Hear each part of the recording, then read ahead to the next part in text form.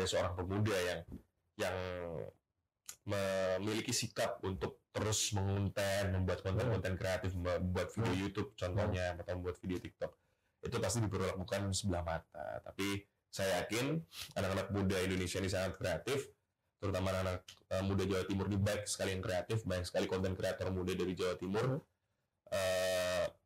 Yang penting terus berusaha keras aja. Jadi jangan dipedulikan pandangan-pandangan sebelah mata dari orang-orang, terus berusaha keras aja. Karena untuk menjadi konten kreator itu yang bisa menghasilkan ya itu harus konsisten. Kira-kira apa nih Mas yang perlu dibekali oleh pemuda saat ini untuk, atau mungkin anak-anak muda yang di bawah usia masih sekolah nih ya, untuk mencapai Indonesia Emas? Keterampilan ya, soft skills ya. Soft skill yang paling penting itu kalau menurut saya pertama pasti leadership. Disiplin itu penting, dan juga mentorship itu juga penting.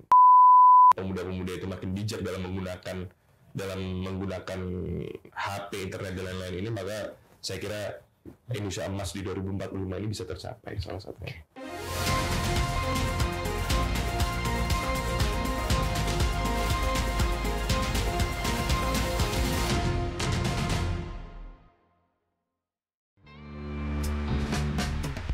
Berawal dari kota kecil yang kaya akan budaya, Ponorogo, Jawa Timur, tumbuh besar dengan semangat membangun, dan kini melangkah sebagai pemuda yang berkiprah untuk perubahan. Ibnu Alfandi Yusuf, lahir dan besar di Ponorogo, memulai pendidikan dasarnya di SD Bangunsari 1 Ponorogo, melanjutkan ke SMP Negeri 1 Ponorogo, dan kemudian menempuh pendidikan menengah di SMA Negeri 1 Ponorogo, salah satu sekolah unggulan di Kota Reog. Dengan tekad untuk terus berkembang, Ibnu melanjutkan studinya melalui International Undergraduate Program Manajemen di Fakultas Ekonomika dan Bisnis, Universitas Gadjah Mada, Kampus Kebanggaan Indonesia. Tak berhenti di situ, ia memperluas wawasan globalnya melalui Summer School Exchange Program di Toulouse Business School, Prancis. Semasa kuliah, Ibnu aktif dalam berbagai organisasi. Ia menjabat sebagai Sekretaris HIPMI Perguruan Tinggi UGM dari 2018 hingga 2021. Setelah kembali ke tanah kelahirannya, ia dipercaya menjadi Wakil Sekretaris HIPMI Ponorogo, lalu naik menjadi Ketua Umum HIPMI Ponorogo sejak 2024. Dedikasinya juga tercermin dalam dunia kebangsaan dan kepemudaan. Ia menjabat sebagai Ketua DKC Garda Bangsa Ponorogo sejak 2021, serta aktif di PI Ansor Ponorogo sejak tahun 2023. Karirnya di bidang kewirausahaan terus berkembang. Ia adalah pemilik Graha Prana dan juga pendiri toko kopi Mergan, sebuah tempat yang bukan sekadar kedai kopi, tetapi ruang tumbuh anak muda Ponorogo. Puncak dari perjalanan dedikasi dan pengabdiannya terwujud saat Ibnu dipercaya oleh masyarakat sebagai anggota DPRD Provinsi Jawa Timur periode 2024-2029. Di usia muda, Ibnu membuktikan bahwa kepemimpinan, kerja nyata, dan visi perubahan bukan hanya wacana, melainkan langkah yang terus ia perjuangkan. Ibnu Alfandi Yusuf, wirausahawan muda, politisi masa depan, pemimpin yang lahir dari rakyat untuk rakyat.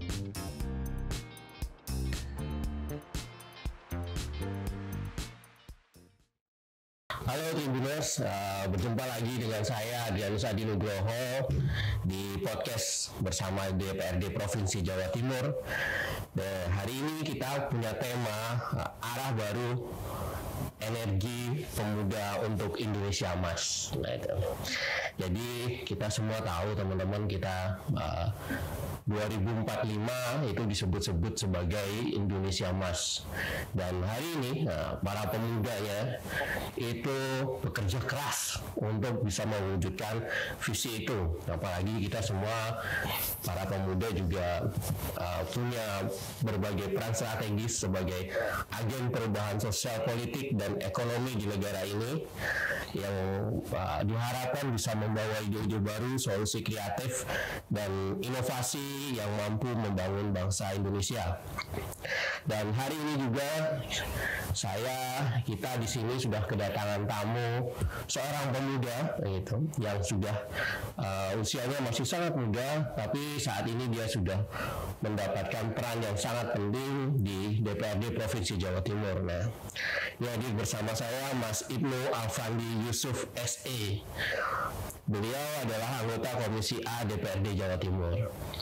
Assalamualaikum Mas Ibnu. Waalaikumsalam Mas Adri. Selamat sore teman-teman Tribuners. Nah ini beneran ini adalah seorang pemuda, benar-benar muda ini. Usianya sekarang mohon maaf Mas. Ini 26. Satu bulan lalu 26, tapi saya masih merasa 25. Masih merasa 25. Jadi Mas Ibnu ini masih 26 tahun dan dia sudah menjadi anggota DPRD Jawa Timur di Komisi A. Betul. Gitu. Mas kalau boleh tahu ini sebelum kita berbicara soal pemuda nih Mas. Oke. Mungkin karena Mas masih muda, mungkin bisa diceritakan Mas. Mas itu kok bisa kemudian memilih untuk menjadi anggota DPRD gitu dan Jawa Timur, dan sekarang perkenalan Mas dari dapil mana gitu. Oke. Pertama perkenalan dulu ya. Ya. Buat teman-teman Tribuners, perkenalkan saya Ibnu Alfandi Yusuf, bisa dipanggil Mas Ibnu. Saya berumur 25 tahun.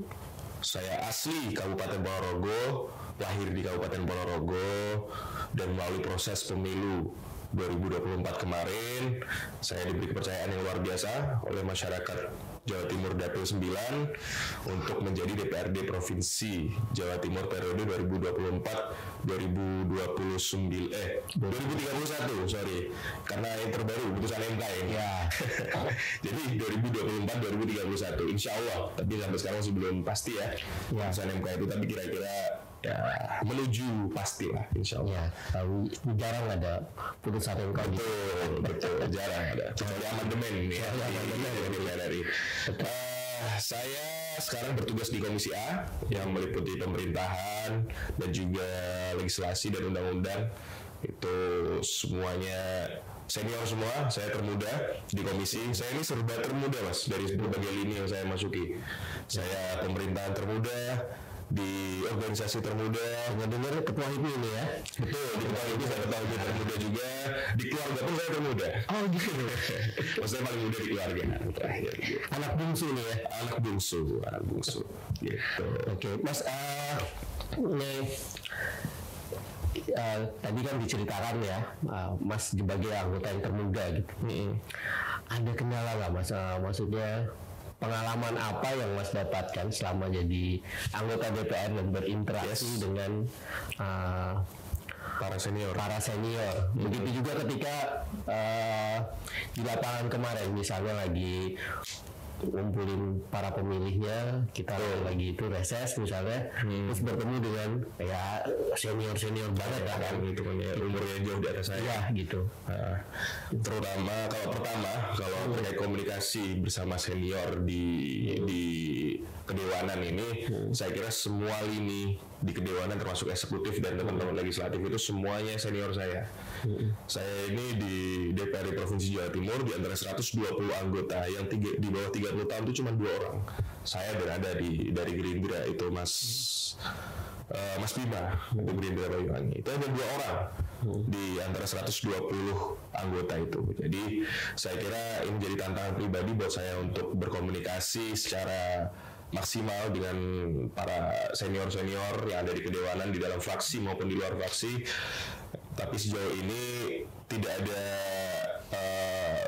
respon negatif dari para senior di fraksi maupun di luar fraksi itu sangat-sangat responsif, sangat-sangat membimbing dan juga suka memberi saran-saran yang baik untuk kami para junior gitu. Jadi saya kira tantangan di dalam unsur kedewanan tidak terlalu banyak karena karena teman-teman fraksi, senior fraksi dan di luar fraksi, seluruh anggota dewan dan eksekutif pun bahkan itu semuanya memandang anggota dewan ini setara, tidak memandang umur.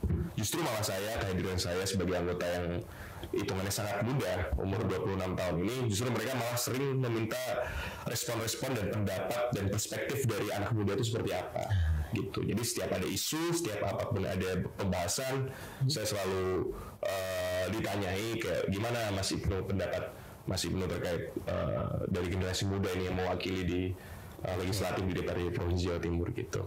Kalau hubungan dengan konstituen yang notabene para senior, Itu saya kira juga tidak ada tantangan sama sekali, karena dari dulu memang saya sering mengikuti ayah saya untuk mengikuti kegiatan kemasyarakatan. Jadi saya kira saya sudah memiliki banyak jam terbang ya, pengalaman untuk berkomunikasi dengan masyarakat dari berbagai umur, berbagai gender, laki-laki maupun perempuan, mau umur berapapun saya sudah cukup fleksibel untuk berkomunikasi dengan berbagai kalangan masyarakat, terutama masyarakat senior gitu.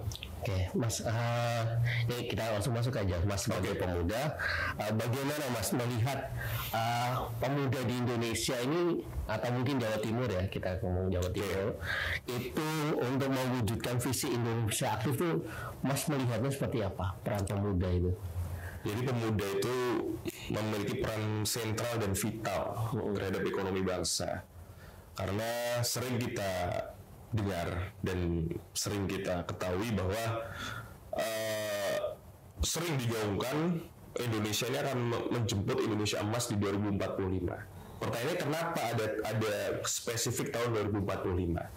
Nah ini harus diketahui bahwa di tahun 2045 nanti kita, negara Indonesia NKRI ini akan mencapai yang namanya bonus demografi. Yang dimana arti dari bonus demografi itu adalah fase atau saat atau event di mana sebuah negara itu memiliki penduduk dan usia produktif lebih banyak dari usia non produktif. Nah itulah arti bonus demografi. Nah nanti Indonesia akan mencapai bonus demografi itu diperkirakan oleh para saintis, para ilmuwan itu di tahun 2045. Nah biasanya negara-negara yang bisa dan berhasil menaiki ombak bonus demografi itu akan naik step dari negara berkembang jadi negara maju. Nah maka sering digaungkan oleh pemerintah bahwa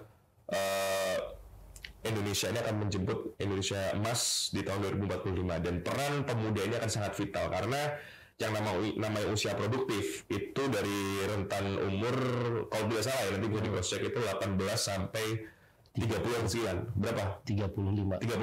Nah itu kan rentan usia produktif, jadi itu sangat penting karena itu mayoritas pemuda.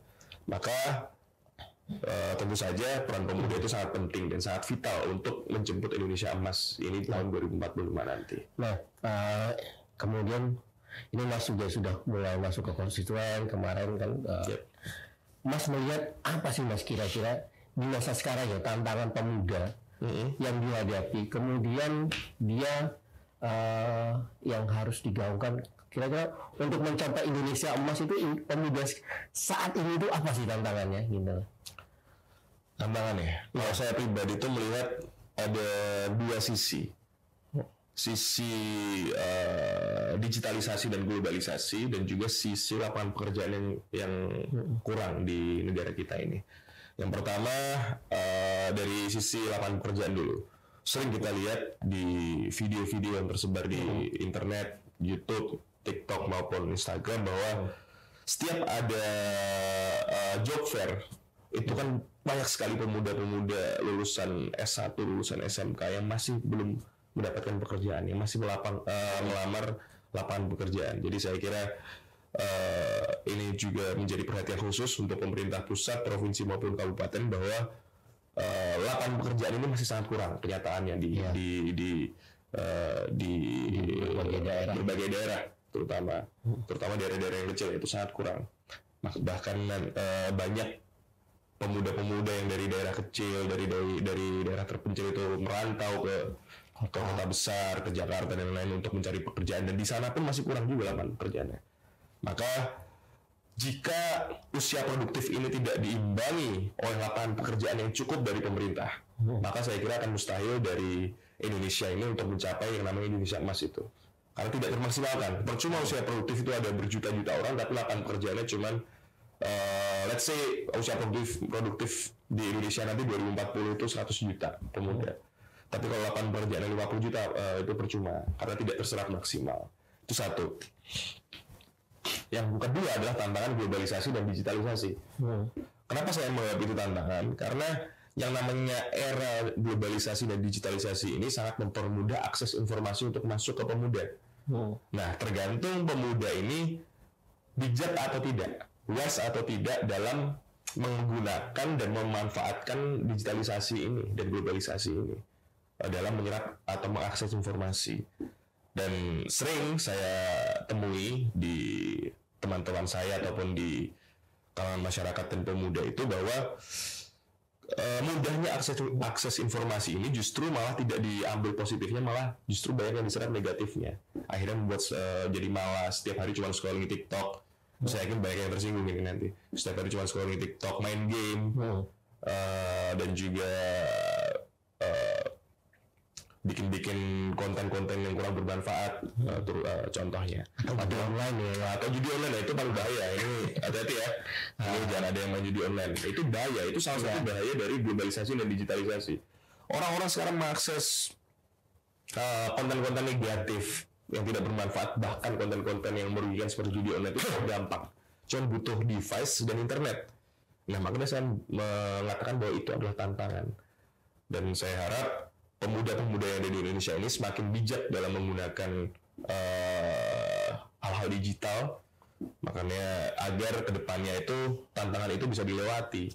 Maka saya kira kalau itu bisa dilewati dan pemuda-pemuda itu makin bijak dalam menggunakan HP, internet dan lain-lain ini, maka saya kira Indonesia emas di 2045 ini bisa tercapai salah satunya. Mas kan juga punya latar belakang sebagai pengusaha ya. Dan hari ini juga menjadi ketua HIPMI. Tadi kan dijelaskan soal lapangan pekerjaan. Nah, Mas sebagai di HIPMI itu bagaimana Mas pandangan dari teman-teman dari rekan pengusaha ini melihat soal lapangan pekerjaan yang minim itu Mas? Ya, itu menjadi keresahan kami juga ya, bahwa salah satu misi kami di HIPMI, Himpunan Pengusaha Muda ini juga adalah memperbanyak lapangan pekerjaan sebanyak-banyaknya. Karena kami sadar bahwa UMKM ini adalah tulang punggung APBD dan APBN di kabupaten, provinsi maupun di NKRI ya. Jadi UMKM ini sangat vital kontribusinya terhadap negara secara menyeluruh. Dan juga sekali lagi bahwa lapangan pekerjaan ini juga sekali lagi juga sangat-sangat penting untuk beriringan secara selaras dengan para pemuda yang usia produktifnya semakin banyak. Maka kami HIPMI itu sering melakukan entrepreneur inkubator yang dimana itu seperti forum untuk mencari solusi gimana ini caranya untuk membuka lapangan pekerjaan sebanyak-banyaknya. Dan juga kami juga sering berkolaborasi dengan pemerintah kabupaten maupun pemerintah provinsi untuk melakukan seminar-seminar, workshop ataupun membuka lapangan pekerjaan untuk para pemuda. Itu langkah-langkah konkretnya pasti ada. Nah Mas, terus menurut Mas ya, dari pengalaman Mas dari itu jadi HIPMI atau jadi turun ke konstituen, kesadaran sama tanggung jawabnya pemuda di saat ini itu seperti apa sekarang Mas? Menurut Mas, termasuk dalam mereka ber-UMKM gitu lah, gitu, atau mereka berwirausaha itu, menurut Mas seperti apa kesadarannya? Saya lihat ini pemuda di era sekarang ini sedang ada di track yang bagus. Jadi banyak yang di usia-usia muda ini justru memilih untuk menjadi pengusaha. Jadi lulus SMA, lulus kuliah, lulus S1 bahkan, atau lulus S2 bahkan, sangat banyak yang akhirnya malah memilih jalan untuk menjadi entrepreneur atau wirausaha. Itu sebenarnya track yang bagus, tapi juga harus diiringi dengan pengetahuan dan kapabilitas yang baik juga. Karena percuma jika memiliki modal dan memiliki keinginan untuk menjadi pengusaha tapi tidak memiliki pengetahuan dan kapabilitas dan pemahaman yang secara menyeluruh di dalam bisnis yang ingin dibuat, maka saya kira ya kurang tepat juga. Makanya nanti kan jadi mubazir modalnya. Tapi di sisi lain menjadi pekerja, menjadi PNS atau pekerja BUMN atau yang lain-lain itu juga bukan hal yang buruk juga. Saya kira itu berimbang lah, karena saya yakin setiap manusia itu mempunyai peran masing-masing. Kalau memang ada yang pengen jadi entrepreneur silahkan, mau jadi pekerja juga silahkan. Yang penting harus diiringi oleh pengetahuan, kapabilitas dan pemahaman yang menyeluruh dalam bidang masing-masing gitu. Mas, kalau kayak gitu kira-kira apa nih Mas yang perlu dibekali oleh pemuda saat ini untuk, atau mungkin anak-anak muda yang di bawah usia masih sekolah nih ya, untuk mencapai Indonesia Emas? Bekal itu keterampilan ya, soft skills ya. Soft skills yang paling penting itu kalau menurut saya pertama pasti leadership. Walaupun ini terdengar klise ya. Leadership itu kalau diibaratkan sebuah objek atau subjek kan sesuatu yang tidak bisa dijelaskan. Itu bahkan leadership itu ada yang bilang itu bahwa itu natural ataupun bakat alami. Tapi saya kira leadership itu penting di semua lini, maupun ini pekerjaan maupun ini bisnis. Di setiap lini maupun tugas yang diberi oleh siapapun itu dan kepada siapapun itu, saya kira leadership itu sangat penting karena leadership itu membawa kebijaksanaan dalam membuat sebuah keputusan. Maka leadership itu penting, disiplin itu penting, dan juga mentorship itu juga penting. Mentor itu penting, mentor, disiplin, dan leadership. Nah, ya yang terakhir ini mentor ini, saya kira itu juga sangat penting. Banyak pemuda sekarang ini malah justru melihat generasi-generasi senior ini sebagai seorang boomer. Sebagai seorang boomer itu justru maksudnya anak-anak pemuda ini melihat bahwa statement dan pendapat para senior ini malah kurang relevan dengan zaman yang sekarang. Itu sebenarnya salah.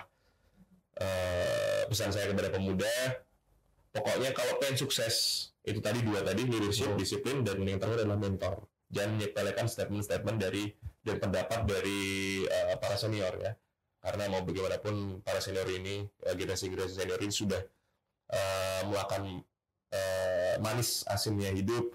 Jadi saya kira banyak ilmu-ilmu dan petuah-petuah yang bisa diserap dari para generasi senior. Jadi saya kira ya itu, carilah mentor. Mas, ini kalau misalnya kita melihat peta pendidikan di Indonesia atau di Jawa Timur, tiga hal itu sebenarnya udah mewakili belum? Udah tercermin belum dalam pendidikan sistem pendidikan kita sebenarnya? Atau itu bisa didapatkan dari pendidikan non formal teman-teman gitu? Jadi kalau berkaca dengan kurikulum pendidikan yang ada di negara kita, negara Indonesia ini, saya kira itu kurikulum untuk membentuk sebuah mesin atau ini membentuk sebuah bukan mesin, apa ya, sebuah hal yang konsisten lah, maksudnya sebuah hal yang pasti. Dan padahal di dalam kenyataan hidup, realitanya kehidupan itu sangat tidak pasti. Hal-hal seperti leadership, disiplin, dan mentor ini, saya kira tiga ini mungkin bisa diserap sedikit di dalam kurikulum pendidikan kita. Tapi yang paling penting, ini semua itu bisa dicari di luar sekolah, di luar lingkungan sekolah, yaitu bisa dicari di organisasi, bisa dicari di lapangan-lapangan pekerjaan tertentu, atau bisa dicari waktu magang dan lain-lain. Apalagi mentor, kalau mentor itu susah dicari di sekolah. Kalau di sekolah kan ketemunya kan yang seumuran semua. Cara menemukan mentor ya harus keluar dari zona nyaman, habis itu carilah itu di mana. Mau di pondok pesantren, bisa di tempat bisnis, bisa di lapangan pekerjaan atau yang lain-lain. Itu bisa cari mentor di situ. Berarti pendidikan non formal baik organisasi itu sekarang itu sangat dibutuhkan ya berarti ya. Betul. Untuk menemukan mentor ya.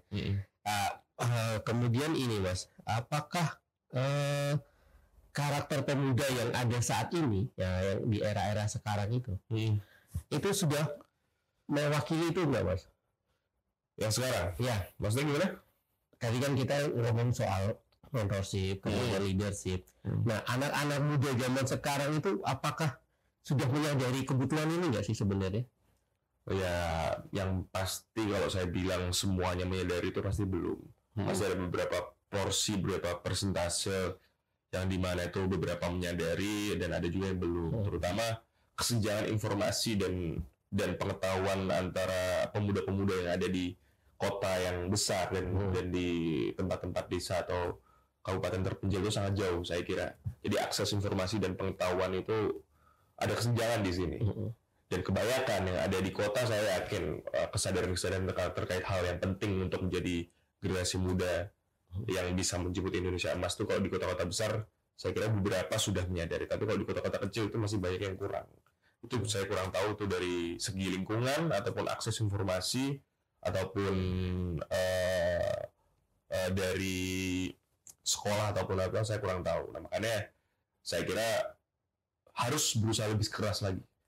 Jadi yang dari kabupaten ataupun tempat-tempat yang hiruk pikuk dan akses informasinya kurang itu lebih bekerja keras lagi aja gitu.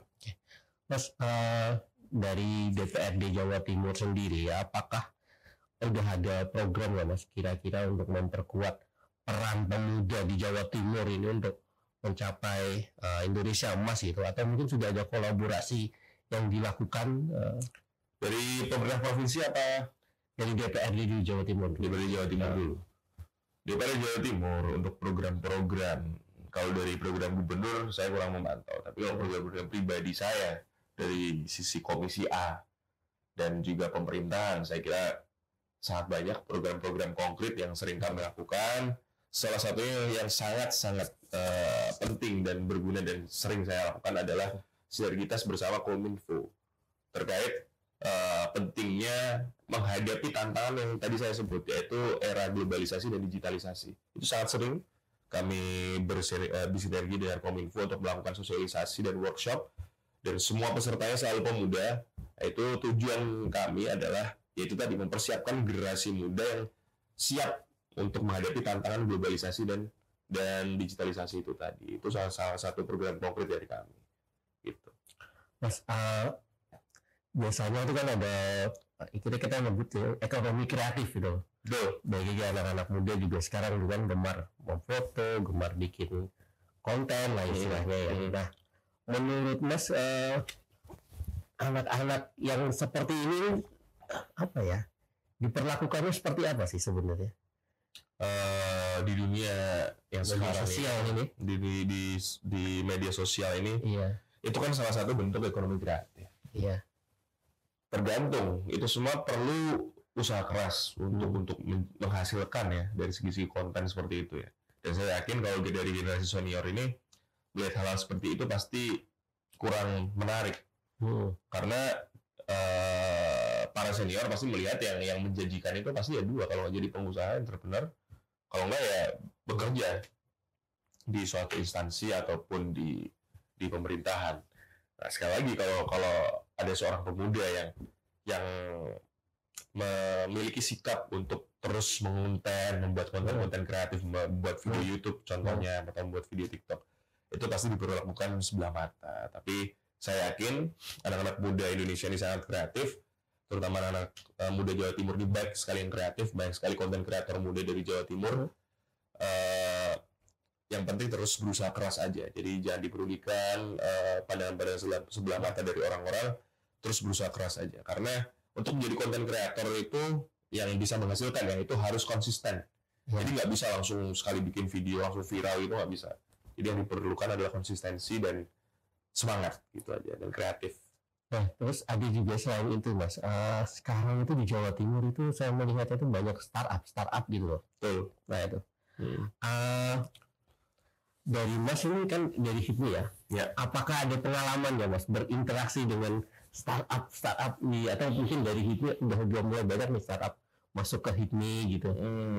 Startup saya sering bersinggungan, sering berkomunikasi, apalagi HIPMI pun sekarang itu semuanya serba startup. Maksudnya kita itu terkumpulkan dalam suatu aplikasi yang namanya HIPMI Circle. Nah, itu adalah salah satu terobosan yang dimana sekarang itu semua serba digital. Tapi kalau usaha startup yang paling berkesan buat saya ini adalah punya teman saya, yaitu usaha data scraping. Ini mungkin bisa jadi ilmu juga ya buat teman-teman pemuda ya. Teman saya ini memiliki satu-satunya perusahaan data scraping LinkedIn. Oh ya. Nah, LinkedIn. Dan dia nge-scraping, jadi sistemnya itu dia nge-scraping beratus-ratus juta profil orang di LinkedIn. Habis itu scrapingnya itu dijual kepada perusahaan-perusahaan yang bikin open recruitment.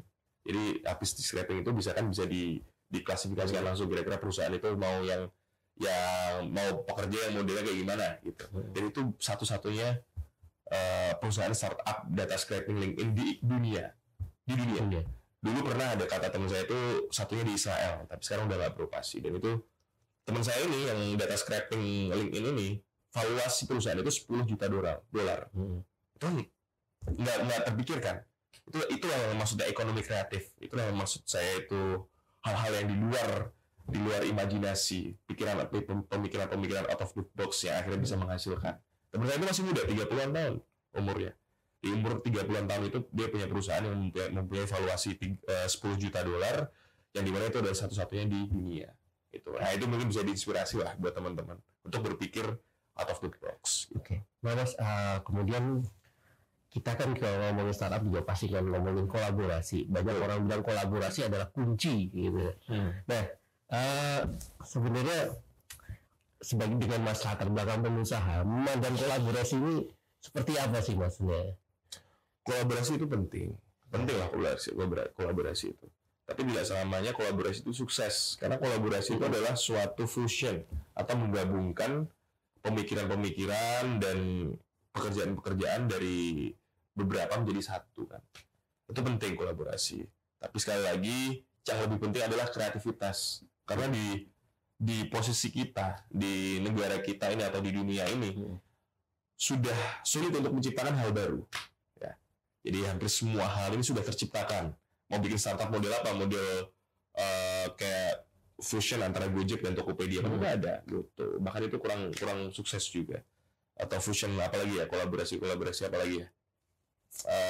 Banyak lah kolaborasi antar perusahaan-perusahaan besar ataupun startup ini. Tapi saya kira kalaupun kolaborasi tapi tidak diiringi dengan kreativitas, itu pasti kurang berhasil. Jadi yang paling penting dari usaha atau apapun itu adalah USP. Kalau ini pengetahuan saya di waktu kuliah ya, itu USP ya, itu unique selling point. Jadi hal unik apa yang kalian jual kepada pembeli gitu, atau kepada orang-orang gitu. Jadi harus unik sekarang ini. Walaupun tidak baru tapi tetap unik, itu insya Allah pasti bisa berhasil. Gitu. Mas, kemudian ini juga yang sering jadi pertanyaan, jadi keraguan kita kan. Orang-orang sekarang, bapak-bapak itu kadang memandang anak muda ini jadi konten kreator, mainnya HP, padahal dia ada konten kreator. Nah, bagaimana mengubah persepsi orang ini, kira-kira bahwa anak muda itu berdaya loh, meskipun nggak harus jadi pegawai gitu. Ya. Nah itu. Ya, untuk merubah persepsi itu diperlukan hasil, dan hasil itu tercipta dari apa? Dari kerja keras. Kalau memang para anak muda yang jadi konten kreator, jadi gamers, menjadi apapun itu masih disepelekan oleh generasi senior, ya kerja keraslah sampai menghasilkan. Yang dimana hasil itu yang berbicara kepada generasi senior itu. Gitu. Jadi sumpama sudah bekerja keras, jadi konten kreator, jadi gamers, terus akhirnya menghasilkan rezeki yang lumayan. Coba buktikan beli mobil, beli rumah kayak gitu. Itu contoh aja. Jadi kerja keraslah sampai hasil yang berbicara gitu. Oke, Mas, ini Mas. Untuk mengubah persepsi pemuda gitu misalnya, sekarang kan juga lagi rame tagar Indonesia gelap. Meskipun hal itu mungkin benar, tapi kan kita harus mengubahnya jadi optimisme. Nah, ini nih. Ya. Jadi kalau saya lihat ini energi ataupun pesimis atau masyarakat yang pesimis terhadap pemerintah ini lahir dari media dan juga konten-konten yang dikonsumsi oleh publik, yang dimana yang dikonsumsi itu adalah hal-hal negatif terkait pemerintah. Jadi dari oknum-oknum ini menghasilkan berita, dan itulah yang selalu dikonsumsi publik. Perlu diketahui bahwa pemerintah itu tidak semuanya buruk.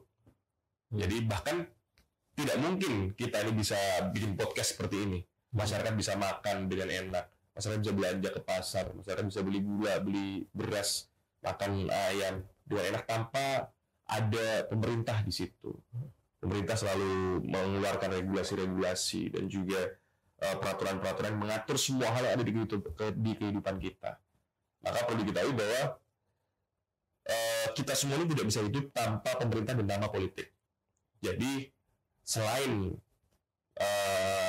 hal-hal negatif yang dikonsumsi terkait pemerintah ini, cobalah dibuka lagi. Dan ini juga penting kepada media-media nih, teman-teman media nih. Jadi yang di-up itu jangan selalu hal negatif, walaupun itu yang lebih menjual ya, saya tahu ya. hal negatif tentang pemerintah ini saya kira juga tidak apa-apa untuk di-up, tapi juga sering-sering lah untuk meng-up ataupun upload hal-hal positif tentang pemerintah, dan persepsi itulah yang nantinya harus dibentuk oleh masyarakat bahwa pemerintah ini juga melakukan banyak hal yang positif juga buat masyarakat, bahkan apapun yang masyarakat lakukan sekarang itu tidak bisa dilakukan tanpa ikut sertanya pemerintah dan politik di dalamnya gitu. Oke, Mas, ini pertanyaan terakhir juga. Menurut Mas ya, apa sih yang kurang dari pemuda Indonesia dan perlu ditingkatkan, dan apa yang lebihnya dari pemuda Indonesia dan perlu ditingkatkan juga, yang perlu diglorikan? Kalau kembali lagi ya, kalau kekurangan dan kelebihan itu hal yang subjektif, tidak bisa diukur dengan angka. Tapi kalau bisa saya bilang, kekurangan pemuda-pemuda Indonesia ini lebih ke disiplin ya. Saya lihat generasi muda yang di bawah saya, terutama generasi Z. Saya ini generasi Z atau milenial ya? Ya Z ke X lah. Itu rata-rata itu kurang disiplin dalam hal kehidupan sehari-hari. Dari segi mentalnya, maksudnya mungkin sering disinggung juga di media sosial bahwa generasi Z ini dari segi kekuatan mentalnya kan sering dianggap kurang ini, dan generasi milenial dan generasi 90-an selalu ngomong kayak secara mental generasi Z kurang kuat untuk survive untuk survive. Nah, padahal saya kira itu ada sebuah keunikan juga di setiap generasi itu memiliki keunikan masing-masing. Jadi saya kira itu juga bukan kekurangan, maka yang perlu ditingkatkan dari pemuda-pemuda Indonesia ini ya secara eksplisit pasti kreativitas, karena negara Indonesia ini mempunyai banyak budaya, banyak sumber daya dan budaya inilah yang nantinya harus dimaksimalkan menjadi potensi-potensi bisnis ataupun potensi-potensi yang bisa menghasilkan untuk negara, yang dimana itulah yang untuk digunakan untuk menjemput Indonesia Emas nanti 2045. Nah, pesan-pesan saya untuk para pemuda dari generasi Z sampai generasi milenial itu, dan generasi X ya, itu kalian itu harus kreatif dan berpikir out of the box itu tadi.